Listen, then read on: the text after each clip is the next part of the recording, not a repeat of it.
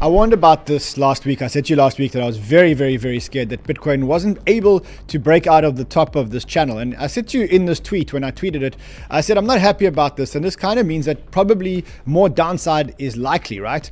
And why? Because Bitcoin made that attempt to break out of the bear flag. Problem is it didn't break through, and I suspected that this week the buying would pretty much die down because Saylor's out of the market for the next 3 weeks.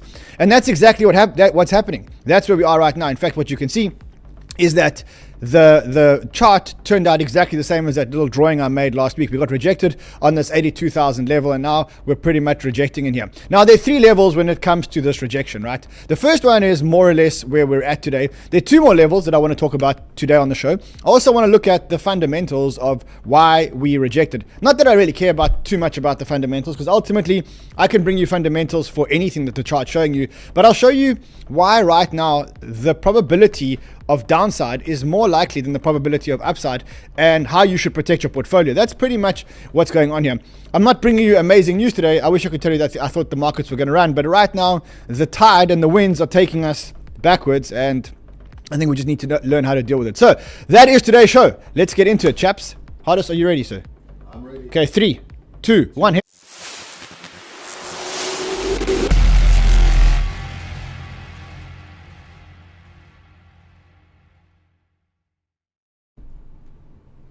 I hate to be the bearer of not so good news, but I did tell you guys last week. And then the worst part is I said to you guys, if we breach the 79K level, then there's more levels that we can go down to. And of course, we did breach the 79K level. We're trading at 77,130. We'll talk today about all the different levels and where we could get to. We'll also talk about why we could get to those levels. And if you are a crypto trader, you're not alone, because this is actually not confined to crypto. I think the biggest problem is actually a market problem. It's a stock market problem. It is around, I mean, you probably could have picked it up if you were looking at the stock markets on Friday and you saw the 𝗙𝗘, right? If you saw, that's the South Korean index. Now, if you watched the 𝗙𝗘 on Friday, out of nowhere, this 𝗙𝗘 had an 8% down day or 7.5% down day. And that could have been the canary in the coal mine, because right now in TradFi, we seem to have a little bit of a problem. Today, the S&P 500 has shaken out that problem, right? So as we're looking at the S&P 500 right now, why has this box here disappeared? I had a box here with the price. Why has it disappeared? Can anyone tell me in the chat why the box at the bottom of my trading view doesn't actually, what happened to my, is it still there? Let's have a look here. Oh, you see, there, oh, you see, there, no, it's not that. You see, there used to be like a trading view thing where I had my widget here. Anyway, I'll get the widget back. As you can see today, the S&P 500 is shaking off the concerns. But rest assured that there's something happening in TradFi, which is actually, someone says refresh. It's not that simple. I have been refreshing all day and it doesn't come back. See, my box is gone. Oh, now it's back. Thank you. Thank you. Thank you. Thank you. Thank you to whoever said that. In TradFi, we do have a little bit of a problem that a lot of people aren't really acknowledging. And the reason why a lot of people aren't acknowledging it is because most people don't understand it, right? And those people that do understand it don't really watch it. And the reason why they don't watch it is because it actually seems like it moves too slowly. But rest assured that when Treasury yields start moving, and that's exactly what Treasury yields are starting to do right now, that is cause for concern. I know the numbers aren't very big. I know the numbers kind of seem pretty small here. When you say like, oh, you know, the 10 years gone to 4.63 and the 30 years gone to 5.15. But this is a very serious problem because it's the foundation and the structure of every market. And right now, what you can see in TradFi is that the bond yields are actually spiking. Now, I want to talk a little bit about bond yields, even though I'm going to make a dedicated video on Crypto Insider, because I know it's not the most exciting thing that crypto traders actually watch, right? We don't watch the bond yields, but I want to show you why this is so dangerous for markets and why these yields creeping up actually are very, very, very dangerous for markets. And that's what's probably the main thing that's bringing Bitcoin down. Yes, there are Bitcoin-related things bringing Bitcoin down, such as the fact that Saylor is not in the market anymore, but that's not what I want to talk about at the beginning of the show. So, listen, if you're here and you haven't smashed the like button, as you can see, there's like 400 of you here and there's 37 likes. Smash the like button. Obliterate the like button. Obliterate it. I'll carry on with the alpha. So as I was saying, the problem now in TradFi is that you've got Treasury yields actually spiking. Now, for those of you who don't know what Treasury yields are, this is the rate at which the government borrows money, right? The 10-year yield is the rate at which they borrow for 10 years. And the 30-year yield is the rate at which they borrow for 30 years. The higher the rate, the more premium investors are demanding for lending money to the government, right? Basically, in a nutshell, the higher the rate, the more the people distrust the future under the current government policies, or under what's currently happening with the government. And so what you can see right now is that we are in an uptrend when it comes to treasury yields. This is the US 30-year treasury yield. What this is how much the US pay for borrowing money for 30 years from the market. Now, when I say from the market, who is the market? It's banks, it's investors, it's other countries. They all buy US debt, and they've been buying US debt for a long time. What this US debt is, effectively, for those of you who don't understand, it's basically an IOU from the government, right? So if the government needs money, what they do is they create an IOU. They then sell the IOU to the market, and they collect money. Now, this is an IOU that will be paid back in 30 years. That's why they call it the 30-year, the US 30-year treasury yield. What you can see is that this has crept up from the COVID days when it was at about 0 or 0.7, all the way up to 5.124. And effectively, if you go back and you say, when was the last time the US 30-year treasury yield was trading at these levels? There was a little period here in October 2023, but then you have to go back all the way to 2007. Now, what does this actually mean?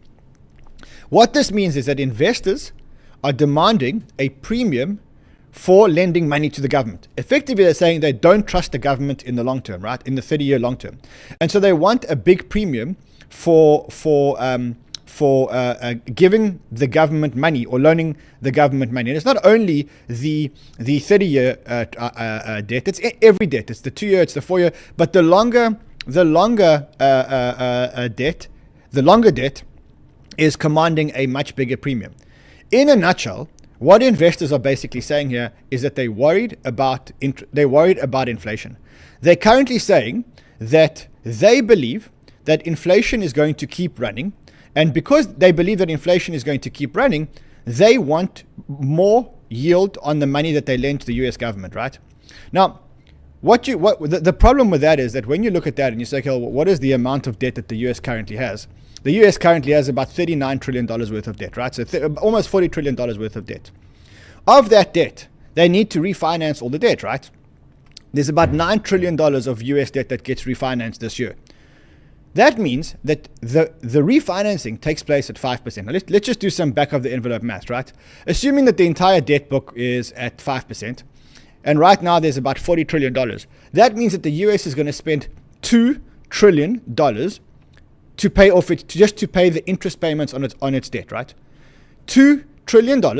That's bigger than the defense budget. That's bigger than the social security budget, just to service the debt. And the problem is that this thing is on an upward trajectory, right? As you can see, the yields are going up and up and up. And so what the world is telling you, or what the markets are telling you, is that people don't want US debt, or countries and companies don't want to take on US debt. And you can kind of see it in many other places. Like if you look over here, this is a chart that shows the biggest holders of US debt, right? So in the old days, people like China and people like Japan used to buy the US debt and used to hold the US debt. But if you look at this chart over here, what you can see is that the biggest holders of US debt, which were China and Japan, have now started to reduce their holdings. And maybe some buyers are stepping in, the United Kingdom stepping in, and some others are basically stepping in. But the two biggest buyers of US debt, China and Japan, have basically started to dump their debt.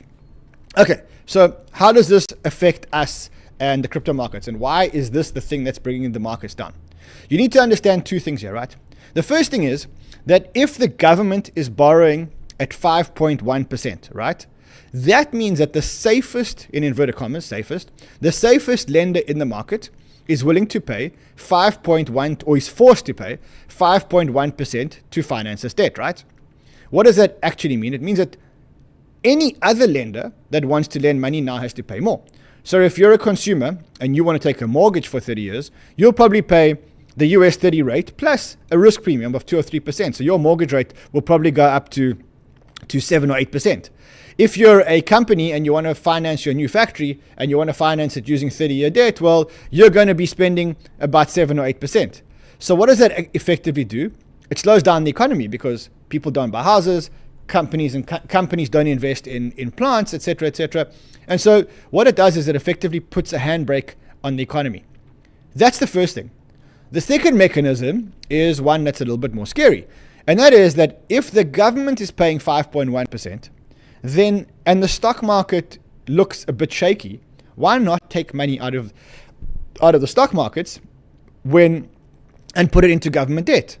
And so what you're encouraging here is you're encouraging a migration from stock markets into government debt. The higher this treasury rate goes, the more attractive debt becomes, and the less attractive stock markets becomes. And it creates a self-perpetuating cycle, right? Because people start to take money out of markets start to drop. When the markets drop, they then buy more treasury yields, etc., etc. And so right now, what we have is we have a little bit of a crisis. What we have, not only in the US, but also in Japan, is that treasury yields are going up, which means that people currently aren't trusting government policies, and they're very, very, very scared of inflation. Now, as I mentioned to you, that could have a whirlwind effect on markets, because what's going to happen on markets is people are going to disinvest or uninvest from stock markets and put money into treasury yields, or companies are going to stop investing because it's just too expensive to take the debt out to actually invest, and that's going to slow down growth. Either way, not a pretty picture, right? And we recently had 𝗙𝗘𝗏𝗪 come in. Everyone's expecting 𝗙𝗏𝗪 to cut interest rates, but the problem is when the market is he can try and cut the Fed interest rate, the short-term Fed interest rate, but the one thing that he can't do is control the long-term debt market, because the Fed can only control the current lending rates or the overnight lending rates. What the Fed can't control is the Fed can't really, by moving the interest rate needle, they can't control long-term debt, right? That's dictated by the market, and that's basically what we've got over here. So that's the problem right now. Right now we have rates that are climbing, and unfortunately, historically, every time that these rates climb and every time that they get to critical levels, we basically get a market correction or basically get a market crash, right? So that's what the markets are basically starting to get worried about now. It is a very serious concern. Usually in these cases, Trump basically intervenes. I wonder what he's going to do now. What he has been doing, unfortunately, hasn't been helping, right? So instead of trying to calm the markets, there he goes threatening Iran again last night, just before the markets actually open. Threatens Iran again, saying, for Iran, the clock is ticking and they better get moving fast, or there won't be anything left of them. Time is of the essence. What does that do? Maybe it scares the Iranians, if they're still scared, but it scares the markets. And then what happens is that the oil price actually spikes up, and you can see that this is exactly what happened. As he did that, the oil price has actually landed up going up. Problem with that is more inflation for longer. The problem with more inflation for longer is that the treasury yields basically keep going up, because the markets basically say, hold on a second, I don't trust this debt. I know the only way that you can get out of this debt is by printing more money, and that will dilute my money. So not a good picture. And the best thing that Trump can do is basically calm the markets and basically start getting this inflation fight down. Otherwise, I don't see a way that 𝗙𝗏𝗪 can basically cut interest rates. I just don't see a way. And right now, the market actually agrees with me, right? What the market is forecasting right now, believe it or not, is that the Fed's next move is actually not a rate cut. Right now, as it stands, there's a higher chance, or the probabilities are that the Fed is going to increase interest rates rather than drop interest rates. That's pretty much where we are at the moment. We went from counting how many times rates were going to be dropped all the way now to talking about a rate cut.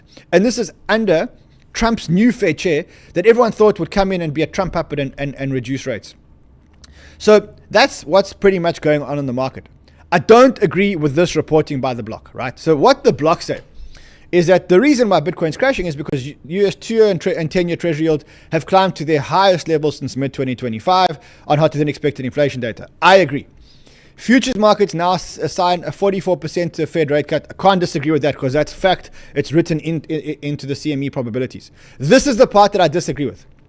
Rising treasury yields are pressuring non-yielding assets such as Bitcoin and gold, while boosting demand for tokenized treasuries.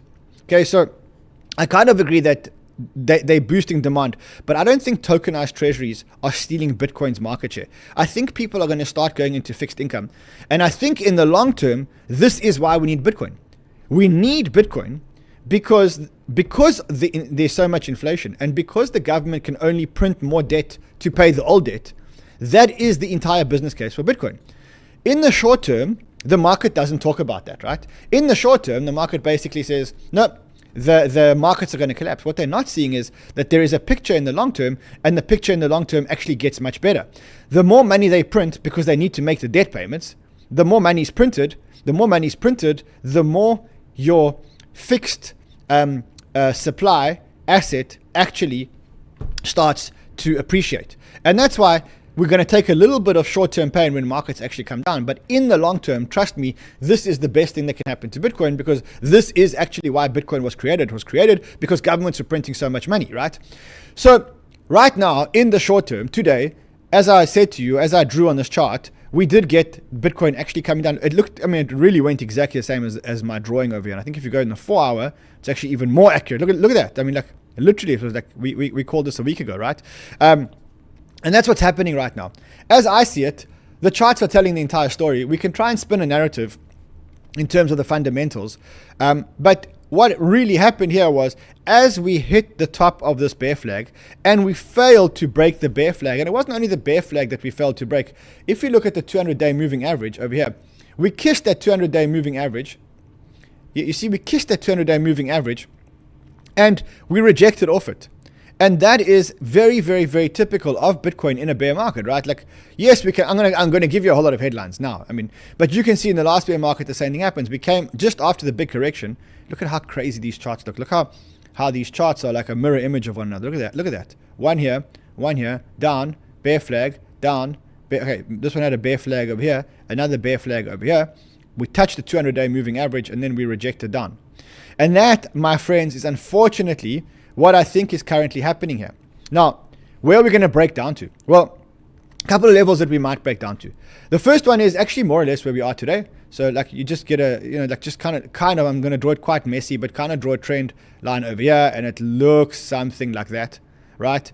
And then basically you say to yourself, okay, well, that's the first level around the 76, 77 level.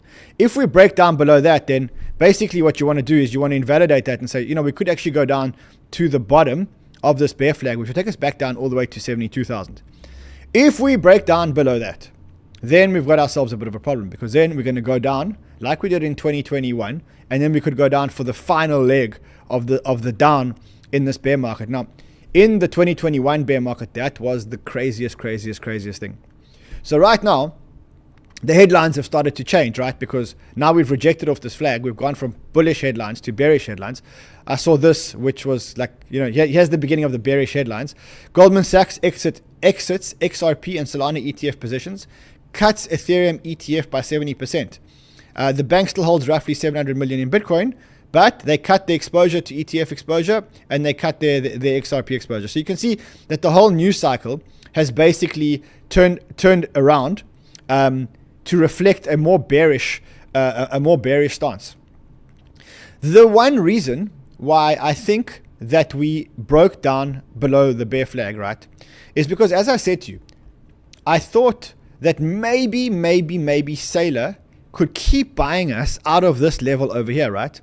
The problem is that even though Saylor announced quite a big Bitcoin purchase, he announced a $2 billion Bitcoin purchase for this week, that wasn't enough to push the price up. And remember, the biggest problem now in the market is that Saylor is out of the market. He's out of the market for the next 3 to 4 weeks, because remember, Saylor is only active in the market once STRC hits 100, right? And STRC only hits 100 usually, well, it started off at about the 15th of the month, at the early, but then last week, it only hit 100 on the 11th of May, which only gave Saylor 4 days, or 4 days, not 4 weeks, 4 weeks, 4 days to raise money. And he raised money for 4 days until the 15th of May, and then it went ex-div. And now what you've got is you've got STRC trading at probably, definitely under $1, 99.21 again, right? And so right now, Saylor's not in the market, and he probably won't be in the market again, at least until beginning of next month, which means that until then, Saylor's not supporting us, right? And the problem is that, yes, the last time that Saylor supported us, he got us to the level of just here. You can kind of see that here on the 14th was the last day. You can see we just broke down below that bear flag. And so Saylor is now out of the market. The second problem that we have with Saylor is, instead of buying Bitcoin with all the money that he raised, they decided to retire some of their debt, right? So remember that in the old days, Saylor used to issue debt to buy Bitcoin. Problem with debt is that debt has a maturity date, right? And if you can't repay your debt on the maturity date, then your creditors can actually put you insolvent. So what Saylor did was he converted the debt into prefs. Prefs kind of work exactly the same way because you're making a coupon payment. However, the holders of pref shares don't have rights like debt holders to actually liquidate the company in case they want to redeem. You can't redeem a pref share, right? So it's not like debt or like that. Now, net it was an amazing trade, right? As James Van Straten says, strategy timed the market exceptionally well to issue $3 billion of 0% convertible debt while the stock traded at 433. Now the company is retiring the debt below par, reducing almost 20% of its debt and future dilution risk. So from a micro strategy point of view, it was a Chad move. The problem is from a Bitcoin point of view, he didn't use that money to buy more Bitcoin, and now he's not going to be in the market for the next 2 weeks. The other cycle that kind of ended, because remember, like, what you can look at this is you can kind of look at this as a cycle. Let me just get back to it. So you can kind of look at this as a cycle, and you can kind of say, like, okay, look, that was one cycle, and that was another cycle, and that was like the third cycle, right? Or the second, or 2.5 cycles. You can kind of say that. You can say that was the one, and then that was the other one. What took us here was Saylor and the Clarity Act. And yesterday and last week we got a move in the Clarity Act where it's now progressing, right? It's now going to get merged with the bigger act and to actually get passed, right? And so now we start a new chapter in the Clarity Act around when this thing's actually going to get passed. It's not a done deal. I mean, Polymarkets is giving us a 64% chance that this act actually gets passed in 2026. It's not a done deal. There's still hurdles in the way. I mean, they talk about Coinbear talk about 7 hurdles here. I think there are probably more hurdles. But either way, as you can see, the last hurdle was kind of cleared. That marked a local top. Buy the rumor, sell the news. Those traders are out, and basically new traders are basically coming in. And that's unfortunately what I think is going to happen. I think that now we are probably, in my opinion, unless we bounce somewhere very close to where we're at today, I kind of think that unfortunately we get back down to the 72s, 73s, and then we bounce and we take on the next leg of this market. I wish I could give you guys better news, but I mean, that's what the charts are telling me. The one thing that could happen is we actually bounce off this level. And then if we do bounce off this level, I don't think it's going to happen, but we bounce off this level. I don't think it's going to happen when bond rate and we go back up to here and then we try and break out again. I don't think that happens while treasury yields are doing what treasury yields are doing. I don't see it happening while the yield curve actually looks like this. You can't have the stock markets going up and treasury yields going up. One of them's lying. And in the short term, unfortunately, I think that the stock market's lying, and I think that Bitcoin will follow the stock market. That's the problem. We also have Nvidia results on Wednesday. So remember, one thing that you want to look at is you want to look at the charts, and then the news will always follow the charts. So I look at the NASDAQ. That's the NASDAQ futures, very, very, very high and very, very, very stretched. And the one thing that's holding this all together is the AI spend, or the AI, I'm not going to call it a bubble. I'm not sure if it's exactly a bubble. But what I can tell you is Nvidia reports results on Wednesday. And if Nvidia have a track record of actually beating its forecasts, or the expectations. However, if Nvidia do not beat their forecasts, then we can say rest in peace NASDAQ, rest in peace S&P, and then, I don't know, you decide what actually happens to Bitcoin. I think that could easily take Bitcoin back down to the $73,000 level. Either way, we remain long-term bullish. I mean, this is short-term things. I'm going to drop 1 or 2 videos on the other channel in the next 2 days. I think you must watch those videos when they come out because they will actually blow your mind. What else is happening today, Hardest? Is anything else happening today? By the way, I don't know if you know this, but you could have read everything I just said in the show, like long before the show actually came out, in our free newsletter. You see, there's a link here that takes you to our free newsletter. Just sign up. You basically get my whole show before the show actually comes out. Yeah. Also, I do see some other things going on. Yeah, Blowfin. Oh, you get a huge $1,000 position if you sign up an account on Blowfin. But no one's trading, bro. No one's trading, Hardest. No one's trading. 3 new videos coming out on Crypto Insider. There's one that came out on the weekend. And if your portfolio is down over 50%, you should actually watch it. That's this video over here. Otherwise, 2 more videos which I'm going to make straight after the show. So listen, I'm going to leave now because I'm going to go and make the video that I'm going to drop tomorrow on Crypto Insider. I'll see you tomorrow. Until then, trade well, my friends.